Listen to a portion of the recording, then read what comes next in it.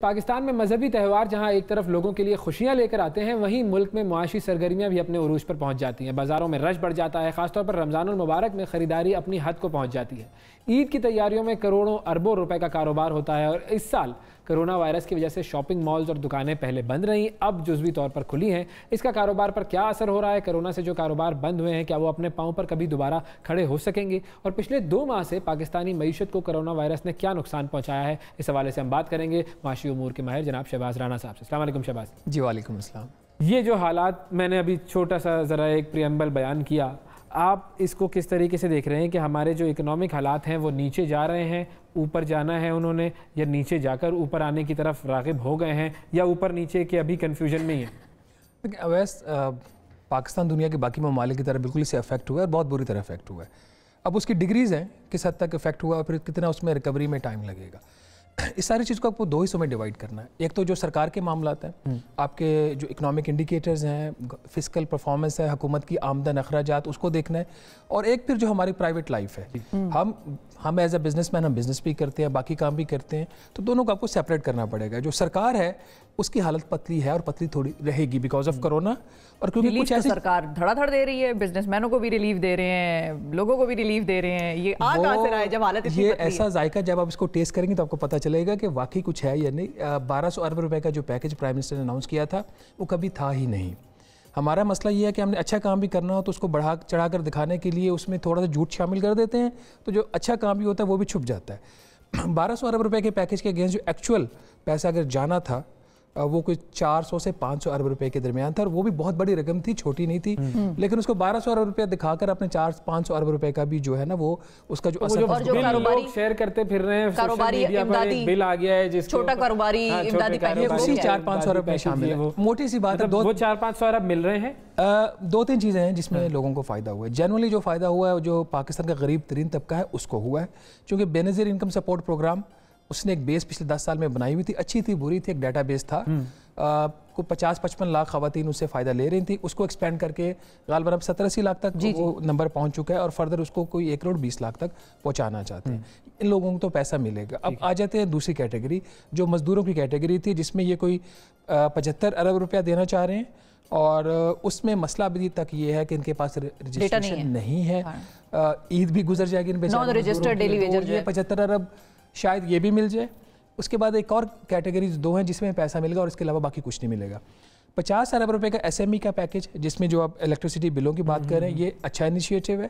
اس میں آپ نے کوئی کسی کی تقسیم نہیں کی، کوئی فرق نہیں کیا، اور آپ کے پاس ایک پری ڈیٹا موجود ہے کہ پچھلے سال 3 ماہ کی کنزمپشن کتنی تھی بجلی کی، آپ ان کو اس سال دے دیں گے پیسے۔ اس میں میکسیمم لمٹ بھی آپ نے لگا دی ہے۔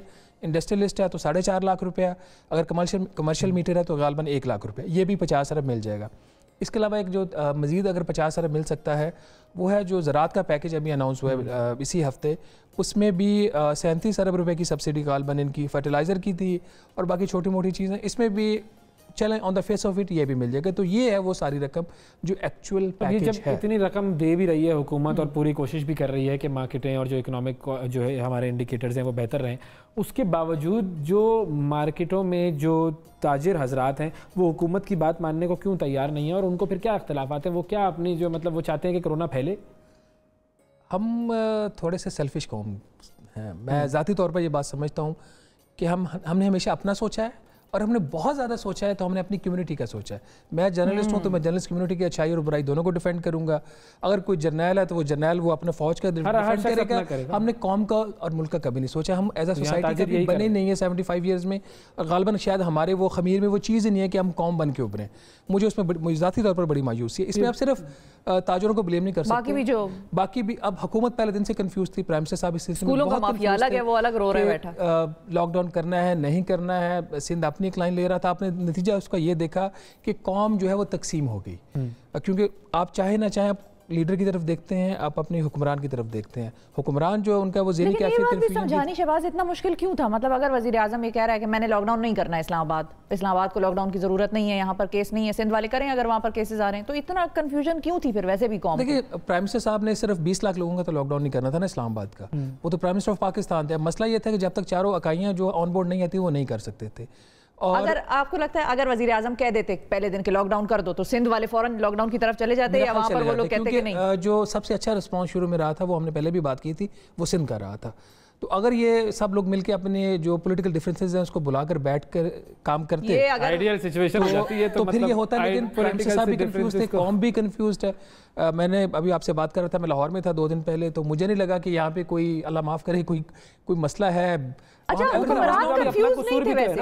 عوام اگر خود ماسک نہیں پہنے گی یا خود جو ہے اپنے آپ کو مارکیٹوں میں لے کر جائے گی تو اس لیے کہ جب میں آپ کو آ کے کہوں گا، میں کلیئر کٹ الفاظ میں آپ کو بولوں گا کہ یہ بیماری جو ہے یہ بہت خطرناک ہے، آپ نے گھر سے باہر نہیں نکلنا، اس کے یہ نقصانات ہیں. آپ کریں ٹھیک ہے بچیں، ہرڈ امیونٹی اپنائیں، موت جو ہے وہ کنفیوز صرف عوام ہے نا، حکمران کنفیوز نہیں ہے. سندھ والوں نے کہا لاک ڈاؤن کرنا ہے تو انہوں نے کہا لاک ڈاؤن کرنا ہے، لیکن وفاق نے کہا لاک ڈاؤن نہیں کرنا تو یہاں پہ لاک ڈاؤن نہیں کرنا. یہاں پہ کنفیوژن نہیں ہے. وفاق سے وہ کہتا تھا لاک ڈاؤن کرنا ہے، شام کو کہتا تھا عوام میں کنفیوژن ہے. when you can't convince the nation, confuse them. ہم لوگ تھوڑا سا ہماری لٹریسی بھی آپ کو پتہ کم ہے، اویئرنیس بھی کم ہے ہماری. ہم اس طرح ایک پڑھی لکھی قوم نہیں ہے. ویسے کاغذوں میں تو ہماری قوم 60% ہے، وہ بھی آپ اس کو بھی الگ چاہیے گا. وہ اگر مجھے نام لکھنا آتا ہے تو میں پڑھے لکھے میں شمار ہوتا ہوں، تو ہمارے بڑے سیریس مسائل ہیں. تو حکومت اور قوم دونوں کا قصور ہے. اب حفیظ شیخ صاحب نے کہا کہ ہمیں تو مزید قرضوں کی ضرورت پڑے گی، بجٹ اب آنے والا ہے، تو اب جب مزید قرضوں کی ہمیں ضرورت پڑے گی تو ایک طرف سے کیا ہم مزید قرضے لینے کے لیے کوئی اپلائی کر رہے ہیں، اور پھر اگر بجٹ آئے گا تو پھر جو ہمارے حکومتی ایکسپینسز ہیں وہ کیا مزید ٹیکسز کی طرف ہم جائیں گے؟ کچھ اس طرح کی کوئی ہے بات؟ دیکھیں حکومت کے اندر جو مائنڈ سیٹ ہے نا، اسٹیٹ بینک آف پاکستان کا بھی، وزارت خزانہ کا بھی، ان کے لیے بزنس ایز یوزول ہے. کورونا ان کے مائنڈ سیٹ پہ افیکٹ نہیں کیا. حفیظ شیخ صاحب نے یہ بات ضرور ایک ٹی وی چینل پہ کہی کہ یہ کرونا بجٹ ہوگا. حقیقت میں یہ کرونا بجٹ نہیں ہوگا. فرق صرف یہ ہے کہ اگر آپ کے اوپر پہلے، میں صرف مثال دے رہا ہوں، ایکچوئل نمبر نہیں بتا رہا، کہ اگر آپ کے اوپر پہلے 100 ارب روپے کا اضافی بوجھ ٹیکسوں کا پڑنا تو شاید اب 50 یا 60 ارب روپے کا پڑے گا. تو بوجھ ابھی بھی پڑے گا، حکومت آپ سے مزید ٹیکسز لے گی. کم ہو جائیں گے وہ؟ نہیں، ٹیکس اضافی بوجھ کی میں بات کر رہا ہوں. آپ کو ریلیف نہیں ملے گا. ریلیف کچھ جگہوں پہ دیا جائے گا، لیکن اس کو وہ ایک ہوتا ہے نا، وہ بیلنسنگ ایکٹ ہوگا. اس میں مڈل کلاس آئے گی یا نہیں آئے گی؟ مڈل کلاس تو بالکل آتی ہے، ہر چیز میں آتی ہے مڈل کلاس. اس ملک کا مسئلہ یہ ہے کہ ڈائریکٹ ٹیکسز آپ کے بہت کم ہیں. آپ کی آمدن کے آپ کے حساب سے آپ سے ٹیکس نہیں لیا جاتا.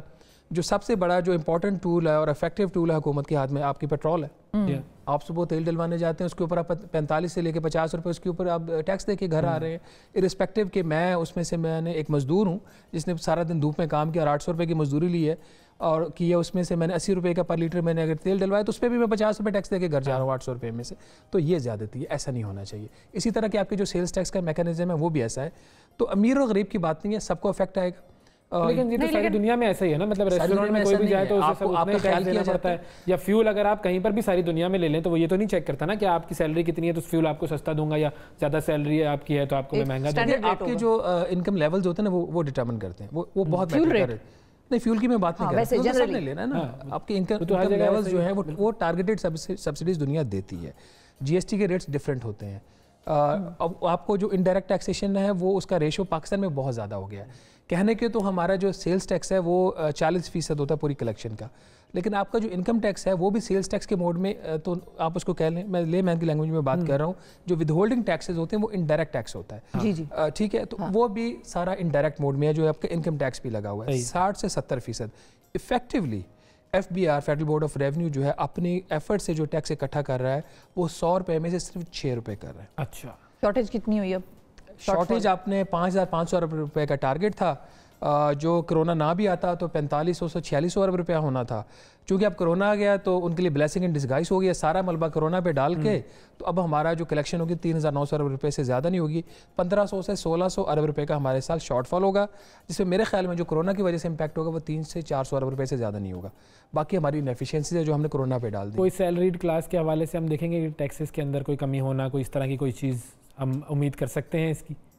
آپ کے ٹیکسز شاید نہ بڑھیں ہمارے والی جو بریکٹ ہے، لیکن جو ٹاپ کے جو کیٹیگری آتی ہے جن کے اوپر 35% لگتا ہے، اگر وہ پہلے 10 کروڑ کے اوپر 35% دے رہے تھے تو آپ شاید ان کو 5 کروڑ کی آمدن کے اوپر 35% دینا پڑے گا. اپر ٹیکس آپ کا شاید وہیں پہ رہے، لیکن اس میں جو اس کا لیول، اس کے جہاں پہ اس کی اپلیکیبلٹی ہوئے گی وہ بڑھ جائے گی. اس کا ٹیکس برڈن جو ہے اپر کلاس کا شاید تھوڑا سا بڑھ جائے گا. اور اس کا کوئی افیکٹ ہم پر آئے گا؟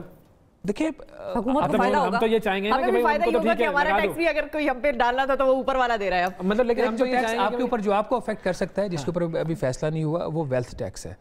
ویلتھ ٹیکس ختم ہوا تھا جنرل مشرف کے دور پر. جی جی. یہ بھی بیسکلی ریگریسو ٹیکسیشن ہوتی ہے, اس کو اتنا انکریج نہیں کیا جاتا. میری 100 روپے آمدن ہے, اس میں سے میں نے 20 روپے بچائے اور ایک گاڑی لے لی, تو وہ تو میں نے اس کے اوپر ٹیکسز دے دیے نا. تو آپ میری گاڑی کے اوپر بھی وہ ٹیکس لگانے جا رہے ہیں 1%, کہ یار یہ تم نے جو ایسٹ بنایا اس کے اوپر بھی پیسے دو. اس طرح کی آپ کے اوپر ریگریسو ٹیکسیشن بجٹ میں ہو سکتی ہے. ٹھیک ہے, بہت شکریہ شہباز, آپ نے وقت دیا ہمیں.